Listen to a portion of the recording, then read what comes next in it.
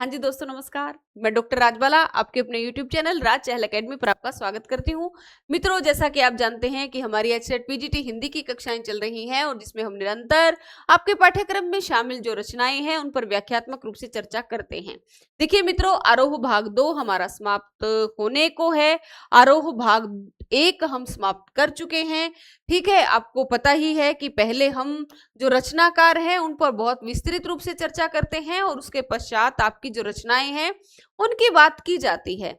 और ये सब करना भी जरूरी है क्योंकि कोई भी रचनाकार आपके लिए पढ़ना बहुत ज्यादा जरूरी है। केवल यहाँ जो परिचय इतना सा दिया हुआ है, यहाँ से आपका काम नहीं चलेगा। जैसे धर्मवीर भारती है, ठीक है, धर्मवीर भारती के विषय में आपको हर बात पता होना चाहिए कि ये कौन से सप्तक के कवि थे, कौन से युग के कवि थे। इन रचनाओं के अलावा इनकी कौन कौन सी रचनाएं थी, कौन कौन से इन्होंने प्रकाशन किए हैं, कौन सी पत्रिका के संपादक रहे हैं, और यात्रा वृतांत कौन से हैं इनके, रिपोर्टाज कौन से हैं, कहानियां कौन सी है, उपन्यास कौन से हैं, आलोचनाएं कौन कौन सी इन्होंने लिखी हैं, ठीक है, मतलब नाटक कौन कौन से हैं, वो सारी चीजें आपको पता होनी चाहिए क्योंकि कहीं से भी कोई भी प्रश्न बन सकता है। तो उसी दृष्टि से हर वीडियो आपको मिल रही है। ठीक है, तो मुझे उम्मीद है कि बहुत अच्छी तैयारी आपकी पीजीटी की हो रही होगी इन कक्षाओं के माध्यम से, क्योंकि हर कक्षा के अंदर आपका जो महत्वपूर्ण प्रश्न बन रहे हैं उनकी ओर ध्यान आकर्षित भी करवाया जाता है। बताया जाता है कि आप नोट्स बना लीजिए और यहाँ से आपका जो है वो प्रश्न आ सकता है।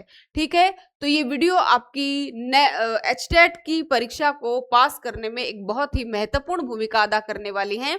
तो ज्यादा से ज्यादा इन वीडियोस को आप देखिए, ज्यादा से ज्यादा लोगों तक शेयर कीजिए, चैनल को लाइक कीजिए, सब्सक्राइब कीजिए। ठीक है, और मैं आपको बताना चाहूंगी कि हमारी हर रोज 5 बजे लाइव कक्षा होती है जिस पर हम काव्य शास्त्र पर बहुत व्याख्यात्मक रूप से चर्चा करते हैं। रस पर मैंने बहुत अच्छे ढंग से सारी बातें समझाई हैं, चाहे वो रस संप्रदाय है, रस के अवयव हैं, चाहे फिर रस निष्पत्ति है, चाहे साधारणीकरण है, हर बात पर मैं बहुत व्याख्यात्मक रूप से चर्चा कर चुकी हूँ। अलंकार हम बहुत अच्छी तरह से समझ चुके हैं, मॉक टेस्ट भी चल रहे हैं अलंकार के, छंद मैं समझा चुकी हूँ, छंद के मॉक टेस्ट भी चल रहे हैं। ठीक है, मतलब पहले उस चीज को समझाया जाता है और फिर उससे संबंधित मॉक टेस्ट भी लिए जा रहे हैं ताकि आपकी तैयारी जो है वो बहुत अच्छी हो सके। हर रोज रात को 8 बजे लाइव आपकी अभ्यास प्रश्नोत्तरी होती है जिसमें एचटेट के जो पुराने प्रश्न पत्र है उन प्रश्न पत्रों पर व्याख्यात्मक रूप से चर्चा होती है। तो आपके लिए ये कक्षाएं बहुत ही महत्वपूर्ण है। तो ज्यादा से ज्यादा बच्चे जो हैं वो राज चहल एकेडमी से जुड़िए और अपनी तैयारी को मजबूत कीजिए। चलिए अभी बात करते हैं हम किसकी, धर्मवीर भारती की। देखिए, धर्मवीर भारती क्या है? धर्मवीर भारती दूसरा सप्तक के जो हैं महत्वपूर्ण कवि रहे हैं धर्मवीर भारती।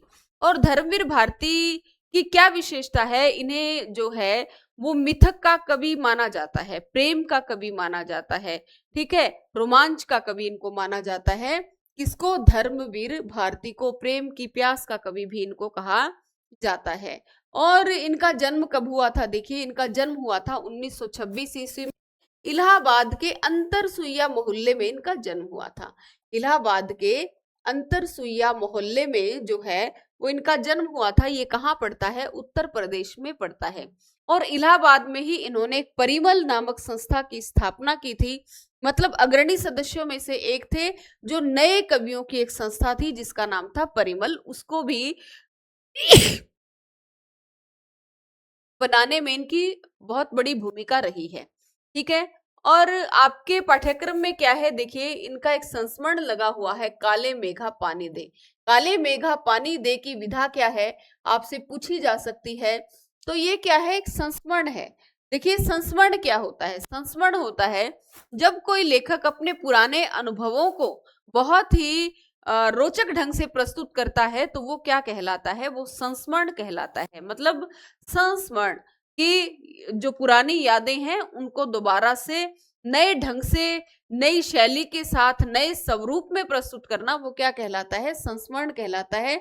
ये पुरानी स्मृतियों पर आधारित होता है। ठीक है, इनकी देखिए रचनाएं, धर्मवीर भारती ने जो हैं वो हर विधा पर अपनी लेखनी को चलाया है, चाहे वो उपन्यास है, चाहे वो कहानी है, चाहे वो कविताएं हैं, चाहे वो गीति नाट्य है, चाहे आलोचना है, चाहे यात्रा वृत्तांत है, चाहे फिर संस्मरण है, चाहे आप बात करें रिपोर्टाज की, हर विधा जो है वो मतलब सक्षम हुई है किसकी लेखनी को पा करके, धर्मवीर भारती की लेखनी को पा करके।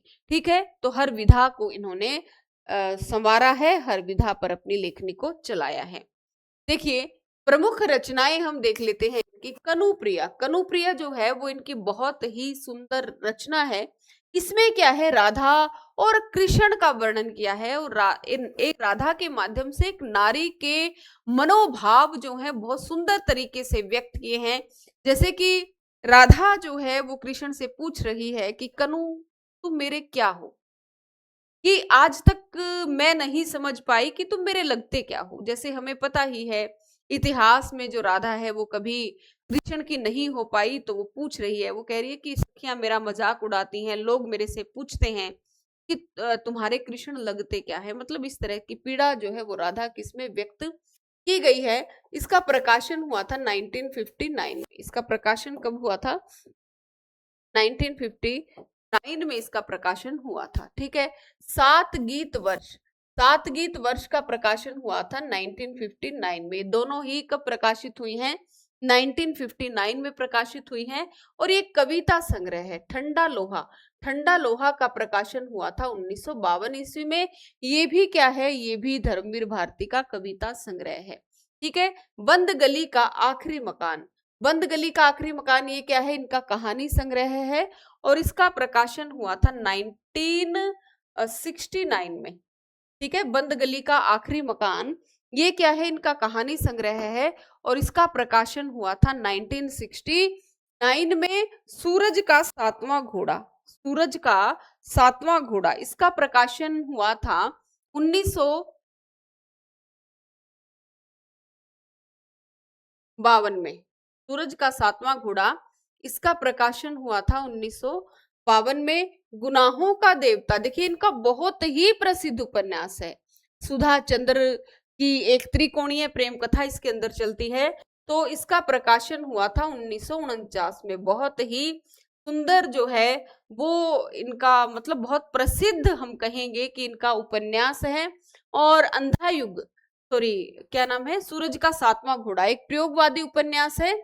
इसमें मणिक मुल्ला की 7 कहानियों के माध्यम से पूरा उपन्यास बुनते हुए दिखाई देते हैं, यानी कि जो पंचतंत्र इत्यादि की कथा है उस कथा शैली को अपनाते हुए ये उपन्यास लिखते हैं, सूरज का सातवां घोड़ा।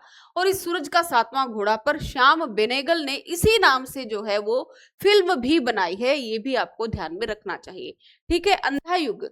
अंधा युग क्या है, इनका बहुत ही प्रसिद्ध गीति नाट्य है। अंधा युग इनका बहुत ही प्रसिद्ध गीति नाट्य है, जिसमें ये दर्शाया गया है कि जो है वो युद्ध किस प्रकार जो है वो किसी भी पक्ष के लिए हितकारी नहीं होता। उसकी परिणति कभी भी जो है वो लाभदायक जो है वो नहीं होती। चाहे वो हारने वाला पक्ष है, चाहे वो जीतने वाला पक्ष है, वो कभी भी संतोषजनक उसका कभी परिणाम नहीं निकलता। और ये महाभारत के 8वें दिन महाभारत के 18वें दिन की संध्या से शुरू होकर श्री कृष्ण की मृत्यु तक इसकी जो है वो कथा चलती है। अश्वत्थामा, गांधारी और क्या नाम है, धृतराष्ट्र, विदुर, ये सारे के सारे जो महाभारत के पात्र हैं वो इसके पात्र हैं। ठीक है, अब ये क्या है, अंधा युग क्या है, इसकी विधा, अंधा युग की जो विधा है वो गीति नाट्य है। अंधा युग क्या है, गीति नाट्य है। ठीक है, और इन्होंने क्या लिखा है, देखिए, पश्यंती कहानी ए कहानी, पश्यंती कहानी और ए कहानी। देखिए, पश्यंती इन्होंने लिखा है 1969 में। पश्यंती कब लिखा है, 1969 में। और कहनी और ए कहनी भी इन्होंने लिखा है 1970 में। कहनी और ए कहनी उन्होंने लिखा है 1970 में। मानव मूल्य और साहित्य 1960। मानव मूल्य और साहित्य क्या है, इनकी आलोचना पत्रिका है। ठीक है, 1960 ईस्वी में लिखी। और ठेले पर हिमालय, ठेले पर हिमालय इन्होंने प्रकाशित की करवाया 1958 ईस्वी में। और ये क्या है? निबंध संग्रह है, निबंध संग्रह है। इन्हें क्या क्या पुरस्कार मिला था? पद्मश्री मिला था, व्यास सम्मान मिला था, और साहित्य के बहुत से राष्ट्रीय पुरस्कार जो हैं ये प्राप्त कर चुके हैं। और सन 1997 ईस्वी में क्या हो जाती है? इनकी मृत्यु हो जाती है। ठीक है। और ये जो काले मेघा पानी दे, ये संस्मरण कैसा है? ये संस्मरण जो है लोक प्रचलित मान्यताएं और विज्ञान का जो द्वंद्व है, उस द्वंद्व पर ये सारा का सारा जो संस्मरण है वो आपका चलता है। ठीक है। उसकी बात इसमें की जाती है। देखिए यहाँ हर एक प्रकाशन वर्ष जो मैंने आपको बताया है, वो प्रकाशन वर्ष आपके लिए बहुत ज्यादा महत्वपूर्ण है। और ये सारी बातें मैंने आपको धर्मवीर भारती के जीवन के विषय में जब मैंने आपको बताया है, तो वो सारी बातें वहां पर भी मैंने बताई हुई हैं।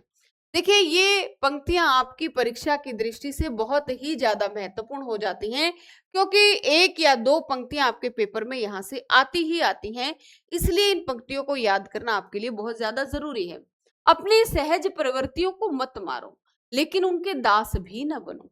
कि हमारी जो सहज प्रवृत्तियां हैं, यानी हमें जो है वो कोई काम करना बहुत अच्छा लगता है, हमें पैसा कमाना अच्छा लग रहा है, हमें घूमना फिरना अच्छा लग रहा है, हमें बहुत अच्छी अच्छी चीजें खाना पसंद है, हमें सोना पसंद है, लेकिन वो क्या कह रहे हैं कि अपनी प्रवृत्तियों को मत मारो, मतलब मारो मत उन्हें, लेकिन अपनी इच्छाओं को इतना भी हावी मत होने दो कि आप उनके दास बन जाओ। कि जब ये वो चीज आपको ना मिले तो आप दुखी हो जाओ, आप अपने आप को कोसने लग जाओ। आप ऐसा भी मत करो। जीवन के सहज प्रवाह में उन्हें आने दो, फलीभूत होने दो। मतलब कि ऐसा नहीं है कि आज मुझे पिज्जा नहीं मिला तो मेरा तो दिन ही खराब हो गया। ठीक है, आपको कभी कभी खाने का मन करता है, आप खाइए, लेकिन ऐसा नहीं कि हर रोज आपको खाना ही खाना है, वो आदत में शुमार हो गया और जब नहीं मिला तो आप अपने आप को कोसने लगते हैं। तो वो कहते हैं कि अब सहज प्रवाह से जीवन को बहने दो, लेकिन अपनी आदतों के गुलाम कभी भी मत बनो। पर यदि वे निरंकुशता से हावी होने लगे तो उन्हें भस्म कर देने की तेजस्विता और आत्मनियंत्रण भी रखो।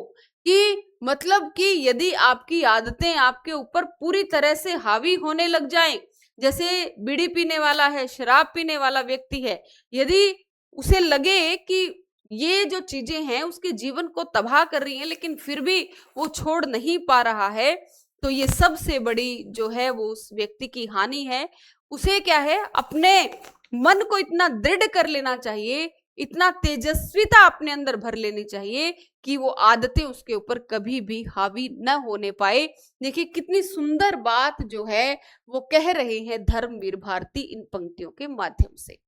गुनाहों का देवता उपन्यास से लोकप्रिय हुए थे। गुनाहों का देवता प्रकाशन वर्ष कब है? 1949, यानी हमारी आजादी के 2 वर्ष पश्चात जो है वो गुनाहों का देवता उपन्यास का प्रकाशन हुआ था, हमारी आजादी के 2 वर्ष पश्चात। धर्मवीर भारती का आजादी के बाद के साहित्यकारों में विशिष्ट स्थान है। उनकी कविताएं, कहानियां, उपन्यास, निबंध, गीति नाट्य, रिपोर्टाज हिंदी साहित्य की उपलब्धियां हैं, यानी कि बहुत उम्दा इन्होंने लिखा है, मतलब बहुत प्रसिद्ध नामी साहित्यकार रहे हैं ये हिंदी के। भारती जी के लेखन की एक खासियत यह है कि हर उम्र और हर वर्ग के पाठकों के बीच इनकी अलग अलग रचनाएं लोकप्रिय हैं। मतलब हर उम्र के लिहाज से इन्होंने जो है उनकी रुचि को देखते हुए लिखा है। ठीक है, इसलिए हर वर्ग के व्यक्ति, हर उम्र के व्यक्ति जो है इनकी रचनाओं को पढ़ते हैं अपनी अपनी रुचि के अनुसार। वे मूल रूप से व्यक्ति स्वातंत्र्य, मानवीय संकट, रोमानी चेतना के रचनाकार हैं। देखिए ये जो है ये पंक्ति भी आपके लिए पूछी आ सकती है पेपर में कि मूल रूप से व्यक्ति स्वातंत्र्य, मानवीय संकट और रोमानी चेतना के रचनाकार कौन है? तो वो कौन है? वो कौन है? वो है धर्मवीर भारती। तमाम सामाजिकता एवं उत्तरदायित्वों के बावजूद इनकी रचनाओं में व्यक्ति की स्वतंत्रता ही सर्वोपरि है।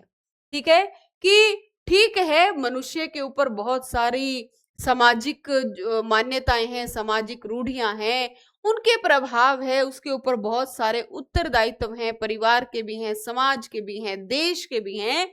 लेकिन व्यक्ति की स्वतंत्रता बहुत ज्यादा जरूरी है। ऐसा ना हो कि इन सब में व्यक्ति की स्वतंत्रता छिन जाए, इसके ये बिल्कुल भी पक्षधर नहीं है। रूमानियत उनकी रचनाओं में संगीत में लय की तरह मौजूद है। रूमानियत बहुत ज्यादा है इनकी रचनाओं में। रोमानी, रोमांच जिसको कहते हैं, वो इनकी रचनाओं में मिलता है। उनका सर्वाधिक लोकप्रिय उपन्यास गुनाहों का देवता है। एक सरस और भाव प्रवण प्रेम कथा है ये, ठीक है। लोकप्रिय उपन्यास दूसरा है इनका सूरज का सातवां घोड़ा। देखिए, मैंने भी आपको बताया है, इस पर हिंदी फिल्म भी बन चुकी है। और हिंदी फिल्म इस पर किसने बनाई है? श्याम बेनेगल ने इस पर हिंदी फिल्म बनाई है, ठीक है। किसने हिंदी फिल्म बनाई है इस पर? श्याम बेनेगल ने। किसने बनाई है? श्याम बेनेगल ने हिंदी फिल्म बनाई है।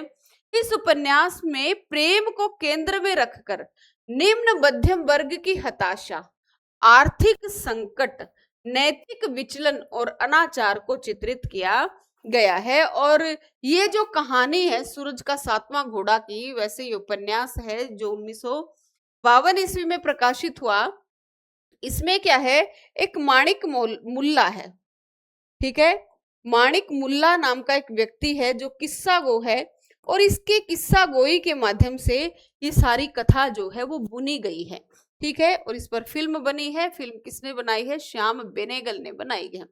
स्वतंत्रता के बाद गिरते हुए जीवन मूल्य, कि स्वतंत्रता के पश्चात देखिए गिरते हुए जीवन मूल्य मतलब क्या है? जैसे ही हमारा देश आजाद हुआ, हमारे सामने सुनहरे सपने थे, ठीक है, कि हम जो है वो बहुत ज्यादा अब सुनहरा जीवन जिएंगे, अब हमारे जीवन में कोई कष्ट नहीं होगा, हमारा अपना राज्य होगा, हमारे अपने लोग शासन करने वाले होंगे, हमारे सब सुख सुविधाएं हमें मिलेंगी। मतलब इस तरह का जो सपना है वो आजादी से पहले हमारे भारतीयों ने देखा था। लेकिन जब वो देखते हैं कि आजादी के पश्चात कुछ भी परिवर्तित नहीं हुआ है, सब कुछ वैसा ही है जो पहले था, बल्कि हालात पहले से भी बदतर हो गए हैं, तो जो है वो उनका मोह भंग हो जाता है, स्वप्न भंग हो जाता है, और जो है उनका जीवन मूल्य गिर जाता है। देखिए, जीवन मूल्य गिरने का क्या मतलब है? आपने जो है वो आधुनिकता नाम सुना होगा। आधुनिकता में क्या है कि जैसे ही अंग्रेज आए, अंग्रेजों के आने से पहले गांव गांव थे, और शहरों का और गांवों का आपस में कोई जो है वो आपस में कनेक्शन नहीं था, ठीक है। गांव की जरूरतें गांव में ही पूरी हो जाया करती थी। लेकिन जब यातायात के साधन विकसित हुए, गांव शहरों से जुड़ने लगे, गांव के लोग शहरों में जाने लगे, और वहां जाकर के जो है वो उन्होंने एक व्यापारिक जीवन देखा और वो सारी चीजें देखी, तो एक मध्यम वर्गीय समाज की स्थापना हुई, ठीक है। मध्यम वर्गीय समाज की स्थापना होने से शहरों का निर्माण हुआ। गांव के लोग जो हैं वो गांव छोड़कर शहरों में विस्थापित होने लगे। जैसा हमने जो है वो गोदान में देखा है कि गोबर किस तरह शहर गांव को छोड़कर के शहर में जाता है, ठेला लगाता है, और गांव के जो किसान हैं उनसे उसकी स्थिति जो है वो बेहतर हो जाती है, ठीक है। बाद में कुछ परिस्थितियां बदल जाती हैं, वो अलग बात है। अनास्था मतलब जो अनास्था का क्या मतलब है कि जीवन मूल्य बदल जाते हैं, मतलब शहर के अंदर जा करके, और जो एक रिश्ते नाते जो सारी चीजें हैं उसमें फर्क पड़ता है, ठीक है। और अनास्था क्या है कि आस्था जो स्वतंत्रता के अंदर थी वो भी भंग हो चुकी होती है, मोह भंग हो जाता है पूरी तरह से। विश्व युद्धों से उपजा हुआ डर, देखिए 2 विश्व युद्ध हो चुके थे, ठीक है, और उनमें जो विनाश हुआ, हिरोशिमा और नागासाकी के अंदर जो परमाणु बम गिराया गया, उसने एक पूरा जो है वो एक लोगों के अंदर पूरी तरह से उसमें ये डर पैदा हो गया था कि कुछ भी हो सकता है, जीवन क्षणभंगुर है, ये क्षणभंगुरता आ गई थी उसके माध्यम से। अमानवीयता की अभिव्यक्ति, इसमें हुई है, अंधा युग नाटक में हुई है। ठीक है, अंधा युग गीति साहित्य के श्रेष्ठ गीति नाट्यों में है। आपसे पूछा जा सकता है कि अंधा युग की विधा क्या है, तो अंधा युग क्या है, गीति नाट्य है जिसका प्रकाशन 1955 ईस्वी में। मानव मूल्य और साहित्य जो पुस्तक है, इनकी समाज सापेक्षिता को साहित्य के अनिवार्य मूल्य के रूप में विवेचित करती है। मानव मूल्य और साहित्य, इनकी एक आलोचनात्मक पुस्तक है कि जो साहित्य है वो समाज सापेक्ष होना चाहिए, मतलब समाज से कट करके साहित्य नहीं हो सकता। ठीक है, इन विधाओं के अलावा भारती जी ने क्या लिखा, निबंध भी लिखे, रिपोर्टाज भी लिखे। ठीक है, जैसे रिपोर्टाज है इनके युद्ध क्षेत्र, मुक्ति क्षेत्र, इस तरह से उनके गद्य लेखन में सहजता है, आत्मीयता है। बड़ी से बड़ी बात वो बातचीत की शैली में कहते हैं, यानी कि वो ऐसे लगते हैं कि जैसे वो हमारे से बातचीत कर रहे हैं, हम जो है उनसे संवाद स्थापित कर रहे हैं। सीधे पाठकों के मन को छू लेती है उनकी बात।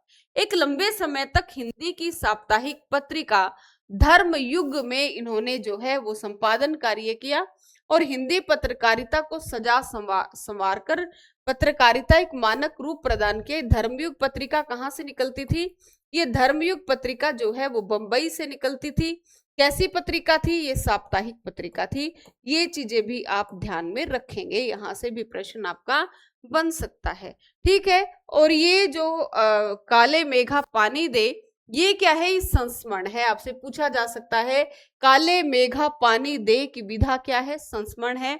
और इसमें क्या है, इसमें लोक प्रचलित विश्वास और विज्ञान के द्वंद्व का सुंदर चित्रण है। ये प्रश्न आया भी हुआ है कि किस रचना में लोक प्रचलित विश्वास और विज्ञान के द्वंद्व का चित्रण मिलता है, तो वो कौन सी रचना है, काले मेघा पानी दे, धर्मवीर भारती की है और संस्मरणात्मक रचना है।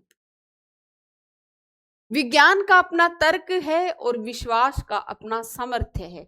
इसमें कौन कितना सार्थक है, ये प्रश्न पढ़े लिखे समाज को उद्वेलित करता रहता है कि पढ़ा लिखा आदमी इस द्वंद्व में फंसा रहता है कि रूढ़ी को माने या तर्क को माने, है ना, तो वो इस उलझन में फंसा रहता है। इसी द्विधा को लेकर लेखक ने पानी के संदर्भ में एक प्रसंग रचा है।